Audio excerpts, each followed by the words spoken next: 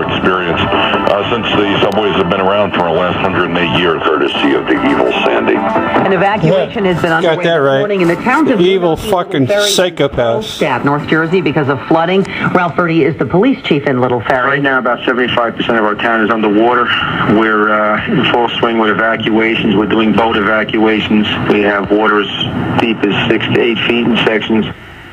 Gene Barata, Chief of Staff for the Bergen County Executive, says Moonachie has lost its fire department, police department, and its municipal building. There are no reports of injuries at this time. More than 4 million customers in the tri-state are without power. 712,000 are Con Ed customers in New York City and Westchester. 250,000 of them are in Lower Manhattan. 85% of JCP&L customers in New Jersey are out. PSE&G has 1 million customers out. On Long Island, 81% of LIPA customers are without power. That's 946,000 customers. Connecticut Light and Power has nearly 500,000 customers out, with United illuminating about 144,000. Orange and Rockland with 200,000 customers out. NYSEG reporting 57,000 outages in Orange, Putnam, and Westchester. And the bad news with all those numbers is they really haven't come down at all since we came on the air earlier this morning. They're going to stick there for a while. It's going to take some time. WCBS News Time 9:33. At least 14 people have been killed in the storm in the tri-state area. Pretty much mostly by falling trees. 9 of the deaths were in New York. Trees killed 2 boys in North Salem and adults in Greenberg, Pearl River, Roslyn, Lloyd Harbor. Counts could be a lot higher than that. Island, a tidal surge in Tottenville caused the collapse of 4 homes, killing 1 person. In New Jersey, falling trees killed a man and woman in Mendham Township and a man in Hawthorne. While in Connecticut, a tree fell into power lines, electrocuting a man in Mansfield. In Easton, Connecticut, a firefighter was killed when a tree crushed his fire truck. River flooding was the concern in Cranford, New Jersey, but it was falling trees that turned out to be the problem. WCBS's Jim Smith caught up with a family who narrowly avoided dredge. Out of stranded homes, so they were extraordinary. It seems at first light this morning that we're just now beginning to get a handle on the true enormity of the challenge ahead, aren't we? Yes, and it's going to be worse than we thought, I think. The water damage is much more pervasive than you think. You had flooding all through downtown Manhattan, for example. That's not just the subway tunnels. And when you flood a subway tunnel with salt water, it gets very complicated very quickly. That's where the Con Ed lines are. That's where the Con Ed transformers are. Subway tunnels don't get flooded. I was on the phone last night with the subway expert who said in 30 years he had never seen this kind of damage done before. You had buildings with their foundations, their basements flooded. All the systems flooded. The electrical systems flooded. The heating systems flooded. You could smell fuel oil in the water last night in downtown Manhattan. So once the water recedes and once the sun comes out and you can actually see the extent of the damage, it's going to be much worse. Not to mention flooding of homes and basements and yards and small businesses. So yes, this New York doesn't normally deal with floods. Other parts of the country, it's a frequent reality. We don't do floods and we don't do water damage by and large. You do now, and it is devastating. And it's certainly the pure density of New York makes it Mr. Obama for this one of a big deal. And it's not going to be like New York for some time to come if we don't have subways running, right? It is not going to, well, look, it will always be New York because New York is New York. You just let one New Yorker smile at you, right? And that's New York. But the subway will come up, my guess is, in pieces. Joe Loda, who's just extraordinary at his job, is doing a full assessment this morning. There are people in the tracks. But my guess is it will come up in pieces and be restored over a period of time. Buses obviously will go up quicker. Again, we've taken the. I just started a new job in Manhattan. But there will be a long-term recovery here, as opposed to 2 or 3, 4 days, and we're up on our feet again. Governor, President Obama has given the disaster declaration for New York and Long Island. How much is that going to help, and how soon do you think the money can get here to be put to use? I spoke to President Obama twice yesterday. He has been extraordinary. His team has been extraordinary. Extraordinary psychopath. These declarations are very important to us because they say that the work we're doing, the money we're expending, can be reimbursed by the federal government. Wall, which literally holds back the Hudson River. And the fear was that the wall may have been breached. And that's where the water was coming from. It was so disorienting. You couldn't tell if the water was coming from the river, the Hudson River, across West Street and into the pit and into the foundation, by the way, of One World Trade Center, or if it was filling from underneath, if you understand what I'm trying to communicate. If it was filling from underneath, it meant the wall, the retaining wall, the bathtub, as they describe it, had cracked. So we literally went down 7 stories, and luckily, thank God, the wall was intact, and the water was coming from the Hudson, which had come all the way across West Street. We have the Army. I met the Army Corps of Engineers there last night. They've begun a massive pumping operation, and then we'll have a structural assessment done later today. We've heard before about what could be possibly the big one for a massive hurricane for New York City. This certainly was it, wasn't it? We have heard before, yes. And we have seen a pattern of increasing extreme weather conditions. Yes, we sure have. Now, this may be the most dramatic, but if you think back, well, from my own experience, as I said, I did disaster work for 8 years in the continent. I can count on one hand in 12 years the number of weather crises they had. I can count, I've only been governor less than 2 years, and I think I've had more extreme weather situations than my father had in 12. This is a new phenomenon. Yeah, it sure is. And you psychopath. we dig out from fucking this, Haarp. and we learn from this. I think these are situations that we're going to have to take into consideration. Things like damage on each and every one of New Jersey's rail lines. Large sections of track were washed out on the New Jersey coastline. Numerous power lines and trees have fallen along New Jersey Transit railways across the state. Several rail bridges damaged by storm surge, I like Chris including Christie. boats and other debris lodged on the railroad tracks.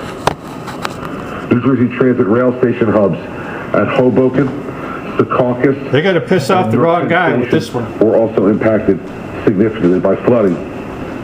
New Jersey Transit's rail operation complex in Kearny is fully surrounded by floodwaters, which came during the height of the storm. Regarding our drinking water, we're seeing numerous water supply issues because of flooding and power loss. We currently have at least 10 facilities with minor to major problems. On wastewater treatment facilities, we have at least 13 facilities again with minor to major operational issues due to flooding and loss of power. Commissioner Martin, the DEP, is working with all these facilities to see how we can bring them power supply, equipment, and resources to help bring them back online as soon as possible. In terms of our healthcare facilities, a total of 91 healthcare facilities have reported that they lost street power. This includes 29 hospitals, 58 long-term care facilities, and others. However, we're expecting this number to increase as people call them in. Some are reporting phone problems in their ability to be able to phone in issues to us. Most are managing well, and many are using generator power to be able to continue to care for their patients. Department of Health has requested 100 ambulances from the FEMA ambulance contract, and we have received assistance from numerous other states. Lastly, before I take questions, upstairs in the conference room that we're using to manage this crisis, we just were given a look for the first time of portions of the Jersey Shore by State Police helicopter, who was operating their cameras and relaying the images back. We looked at Lavalette, Ortley Beach, Seaside Heights, and Seaside Park. All of them are nearly completely underwater. Houses are moved off of their foundations. There are houses in the middle of Route 35. The amusement pier at Seaside Park is essentially half washed out. In other words, the roller coaster or the log flume is now in the ocean. The second pier, the more southerly pier, is also significantly damaged, and some of those amusements are now in the ocean. The level of devastation at the Jersey Shore is unthinkable. And we know that there are many people who own homes, who we've evacuated, who are going to want to get back onto the island to assess the damage to their homes. We are nowhere near being able to let you back onto the island. There is no place. I'm leaving here soon after this press conference to go and tour. There's no place for me to land on the barrier islands. So we're going to have to get to brick is about as close as I can get to see it. The rest of it we have to see from the air. So with the instability of infrastructure on the barrier islands, we haven't been able to assess the natural gas situation and others. We know there's no power. It would be completely unsafe for homeowners to think about today or any time in the next couple of days going back onto those barrier islands. So we want everyone to remain patient in that regard. I will report back fully to you at my press briefing this afternoon what I see. Today we'll be taking press with us on a pool basis so that you can see what I see from the helicopters and report back to the public as well. But to prepare the public for what they're going to see, it is beyond anything I thought I'd ever see. Terrible. And so we need to remain it's called your psycho government. Let the waters recede, and then we can go in and make a full assessment about rebuilding that area of the Jersey Shore. But it is a devastating sight right now. So we have a lot of work to do. I have absolute confidence in the fact that we'll be able to do it and do it together. I have confidence in the fact that we'll have complete support from the President of the United States and federal authorities. I think it's very important, though, for me today, now that at least the wind has let up a little bit, to see it myself, so that when I talk to the President later today, I can tell him personally exactly what I've seen, to give him the full measure of the devastation that's happened to our state. No question in my mind, given the reports that I've seen so far, that the devastation that's happened to New Jersey is beyond what's happened to anyone else, at least from the reports that I've seen so far. And that should come as no shock since the storm made landfall here. So I want to tell the people of the state who are able to listen to this, who have power or watching in some way, we are going to make sure that we do everything we can to get through this as quickly as possible, to restore conditions in the state to normalcy as soon as we can. And you can count on the fact that I'll be working with the folks here standing behind me and the folks they represent every waking hour to make sure that we get this going as quickly as we can. But the devastation is unprecedented, like nothing we've ever seen reported before. And so we need to keep that in mind in terms of gauging our expectations for how quickly this will happen. The devastation in your fucking government. That's what I have. Happy to take some questions. Insanity.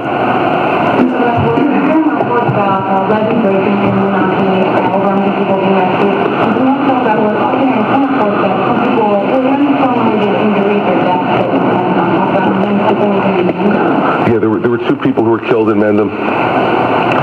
I've not gotten the names yet. What I'm told is that it was two parents and two children in a pickup truck. But the parents got out of the pickup truck for some reason, and a tree collapsed and fell on the two parents and killed them. The two children, 11 and 14, were injured, but alive in the car. Behind you, that is a massive storm, and it's affecting people throughout the Midwest. Look at the size of this thing. That is the other thing. We talked about how large a storm Sandy was for days, but just look at the expanse of it all around the Midwest, the southern states, and back up into parts of New England, even southeastern Canada. If you measure it roughly from one end to the other, it's about it's more than 800 miles. It's almost 900 miles across when you look at the entire circulation. Just a natural storm. no, it's just not affecting the weather here. We're still seeing rain bands, even some thunderstorms that are moving in across parts of Maine and Southeast satanic Canada on the backside of storm from hell. Michigan, the Great Lakes. There's storm warnings there because the winds are so strong. They're seeing coastal flooding in parts of the Great Lakes and even some lake effect snow there. And speaking of snow, this has been a monster of a blizzard that the storm created across West Virginia and parts of Maryland. In the mountains there, they've received more than 2 feet of snow. And then even down across the Carolinas, they're getting windy conditions and rain showers. I heard some place in the Pennsylvania got 6 foot of snow. They're opening up early for ski season. Flooding, storm surge across our area yesterday, and wind gusts and low pressure. So closer to home, when we zoom in on our small part of it, we're only getting some spot showers here and there. That was expected in the forecast for today, and it will be in the forecast once again. Towns in New Jersey and Connecticut without power won't be able to use the voting machines, and often the place where the polling of the election takes place is the school or the civic center, and that might be still in use as a shelter. So it's a big problem. You can't move a presidential election to another date without a constitutional amendment. You can do it in local elections, but I don't think you can do it with a presidential election. So the answer would be, I guess they would have to go to absentee ballots or something like that for everybody, which would delay the results of the election. Anyway, let's go to Susan's in Long Island. Susan, where are you in Long Island? Just so happens it could take 2 weeks to get all our power back, and that'll be just after the election. How convenient is that?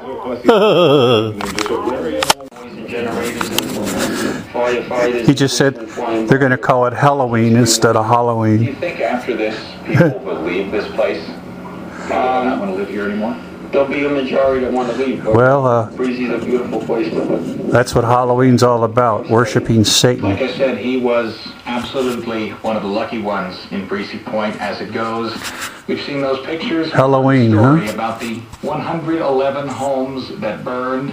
It is an unreal image to see it in person. There are homes simply gone, fires still burning, pieces of cinder blocks scattered all around, pieces of chimneys sticking up, pieces of brick walls that look like you can't tell what they used to belong to, just scattered around this field, hundreds of yards square. It was called earlier today on the CBS Evening News with Scott Pelley, perhaps the largest residential fire in recent history in New York City, at least in the recent memory of anyone who has seen it. That's from Breezy Point in Queens on the Rockaway Peninsula. WCBS News Time 8:25. Halloween. That's what we got here, folks. Which doesn't always leave a lot of time to look Ghostbusters. The gas lines are just crazy, so obviously be very careful about the gas gauge on your car. Howland Tunnel, Battery Tunnel, Midtown Tunnel, they're all closed. It was absolutely the case because I saw in person some of the pictures that we've been seeing, which look like something out of World War II in Europe. The only way you can describe it is that a bomb, looks like a bomb fell on this place. That's exactly what happened. A heart bomb. By fire, foundations sticking up out of the ground, charred foundations, some fires still burning. You could smell the ash. You could see twisted telephone poles sticking jaggedly where houses used to be, pieces of brick walls. You don't even know what part of the house that used to be. Pieces of wood just mangled, people walking around with their heads down just trying to take it all in. That was the scene. One of the more incredible things I have ever had to see here in New York City. I spoke to a man. His name was Larry Kelly. He was coming home to one house that did not burn, but it was taken off its foundation 50 feet and twisted 45 degrees to the side. I asked him what was going through his mind, and he said to me one thing: my wife cannot see this. I cannot let her see this. That was the only thing that he could say, that he could think at that moment, coming back for the first time to see his home. We go to traffic. Well, she's going to see it. You can be sure of that. Depicting the devastation wrought by the hurricane that morphed into a nor'easter. WCBS reporter Marla Diamond spells out what some of it looked like firsthand. President Obama and Governor Christie saw the damage from up high, but the up-close view in Spring Lake was unbelievable. Richard and Barbara Weeks of Spring Lake Heights were among the many taking pictures. You see the power of Mother Nature. Yeah. I know. Can you describe this? The power of heart. And the houses facing the ocean now are beachfront property. Look at the sand in front of of their houses. Restoration was already beginning, and Dave Frick of Wall Township was glad to see it. Yeah, I think Christy said it yesterday. It's going to show the resolve. But the thing is, I mean, the beach and the shore that we know, that we grew up with, is gone. Thanks to our lovely government and their fucking Haarp insanity. 880 News. The toll of the storm in terms of lives lost across New York now stands at 30. Governor Andrew Cuomo's office confirming the statewide death toll. The number continues to change as reports come in from first responders. There are at least 22 deaths reported in New York City, 4 in Westchester, 2 in Suffolk County, and 1 each in Ulster and Rockland counties. There are 12 confirmed storm-related deaths in New Jersey. WCBS News Time, 9:13. Yeah, death toll's up to 60, and they're still counting. In today's world, no neighborhood is What they're doing is they're testing out these fucking Haarp weapons on us. They want to see what happens. For new homeowner customers with satisfactory credit history only. They bring these fucking insane hurricanes and stuff in, and with full moons and high tides and nor'easters, and just see how much hell they can fucking create. And they're doing it. They're doing it to us here in the United States because they run out of other countries to do it. So now they're turning their shit on us. The rest of the world's starting to wake up to their shit. These fucking stupid Americans still don't have a fucking clue what's going on. Chief of Staff says the town is underwater and as many as 1,000 people may have to get out. Lori Bordonero is live in Moonachie right now with more. Lori, good morning. Good morning. Well, we're really seeing just how powerful this storm is. We're here in Moonachie, as you said, and this town basically under about 5 feet of water. I'm going to step out of the way here because just a few minutes ago, some of these cars trying to get through this area here on Moonachie Avenue, and looks like they're pretty much stuck deciding whether they should back up or continue to go. There is a car a little bit further down there that is stuck. What's going on here is basically that some tidal gates on one of the creeks here that leads into the Hackensack River, those broke, and that's what happened here. All of this water surged into Moonachie and some of the neighboring towns here as well. This thing's going to be worse than Katrina. Carlstad, Hackensack, South Hackensack. Because it's going to affect so many people. Dozens of streets here all flooded, and thousands of people are stranded in their homes. Well, if I don't start hanging people now, I don't know what it's going to take. Some of the fire officials, the police officials this is all hard. from here, as well as neighboring towns, they've got about 40 water rescue boats, and they're basically bringing in those water rescue boats, and they are going door to door trying to rescue people and bring them to higher ground. Some people have decided to stay, hoping that this water will recede, but at this point they're just waiting for rescue crews to come by, go door to door, and take them out safely. We did speak to one woman who decided not to wait for